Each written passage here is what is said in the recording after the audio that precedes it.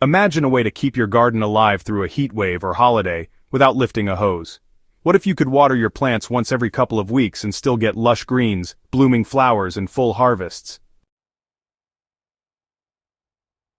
This isn't science fiction or some overpriced gadget from a garden store. It's an ancient solution, developed hundreds of years ago by civilizations who thrived in dry regions long before irrigation systems and drip lines. The Aztecs had a trick up their sleeves, and it was buried just beneath the surface. Welcome to the forgotten world of clay pot irrigation, or what many now call the olla method. It's one of the most ingenious, water-efficient systems ever created. And the beauty of it? It requires no electricity, no moving parts, and no high-tech tools. Just a clay pot, some soil, and gravity. In this guide, we'll take a closer look at how the Aztecs used this method to grow food in unforgiving climates, how you can replicate it in your raised beds or containers, and why this may be the most low-maintenance way to keep your garden hydrated and thriving. So, the Aztecs, who lived in the high plateaus of central Mexico, really understood that water was precious. Their agriculture needed to feed millions of people, but, rainfall was seasonal and pretty unpredictable. To cope with this, they built these really sophisticated chinampas or floating gardens, and used sunken clay vessels for slow, deep irrigation. These clay pots, known as ollas, were unglazed and porous, which allowed water to seep out slowly as the soil around them dried out. The idea is brilliantly simple.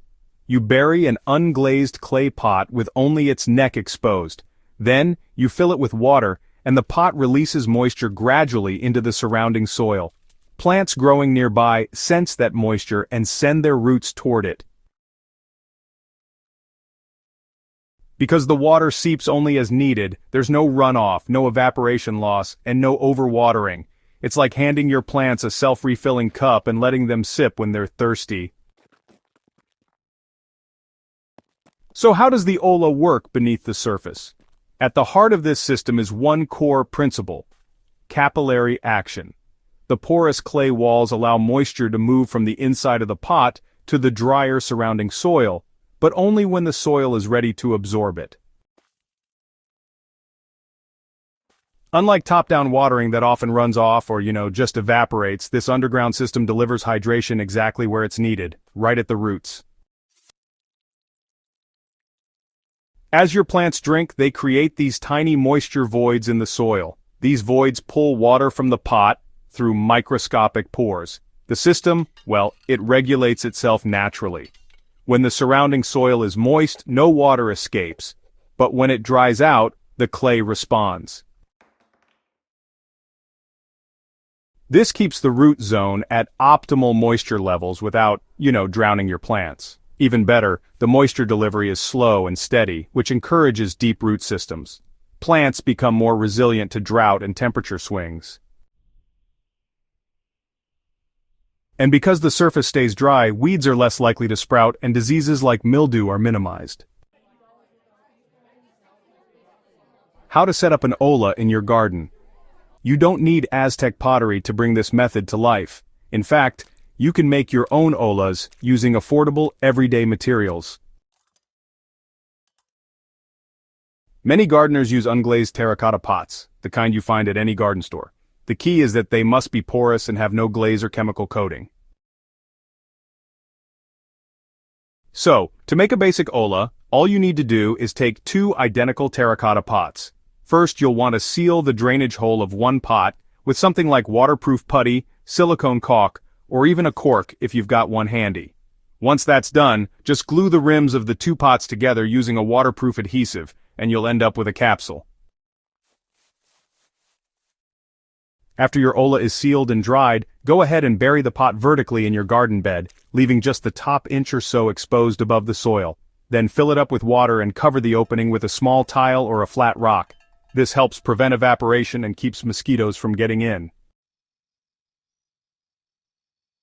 Depending on the size of your pot and, how dry your soil is, one filling can actually last anywhere from 3 to 10 days. Larger ollas can serve plants in a 2 to 3 foot radius, making them ideal for densely planted beds or clusters of vegetables. When and where to use it.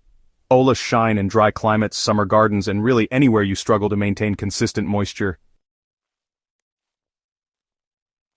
They're especially helpful in raised beds, containers, or plots with sandy or loose soils. But they work just as well in heavy clay soil, because they prevent surface pooling and compacting.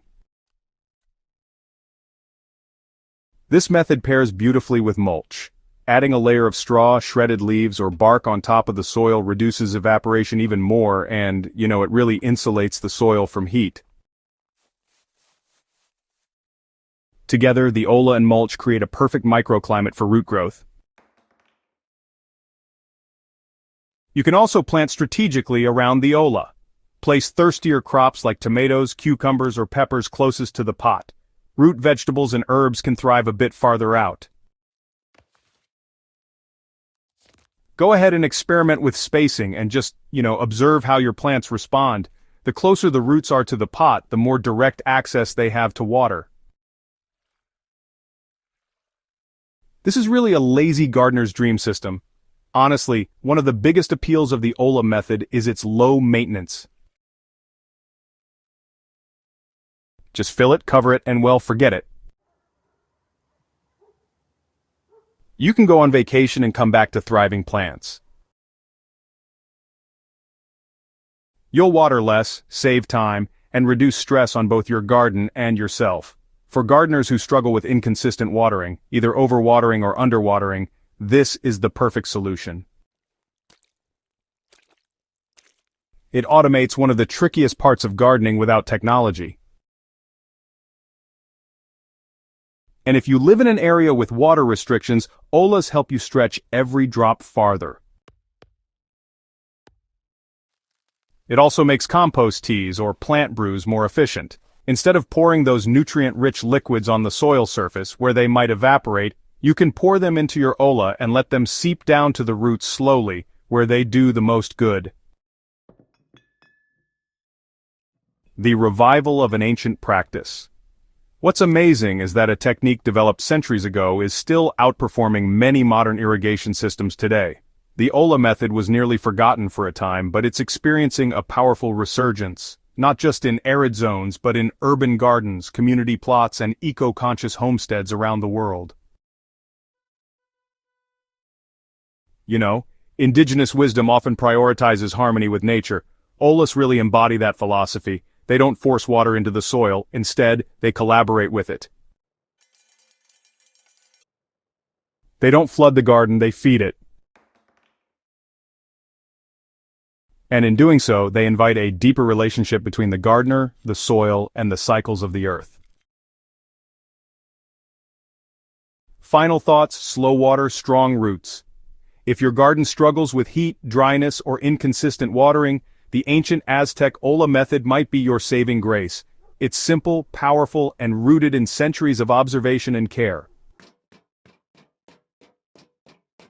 With a few pots and a little effort, you can transform your raised bed into a water-wise, resilient oasis that thrives through heat waves and droughts. Try it for yourself. Build a couple of ollas, bury them, and let your garden tell you the results. You might be surprised by just how alive your soil becomes, all from one buried pot. If you found this guide helpful, subscribe to Hydrohaven and share it with gardeners who need a break from the hose. The best irrigation system might not be new. It might just be waiting underground ready to water wisely.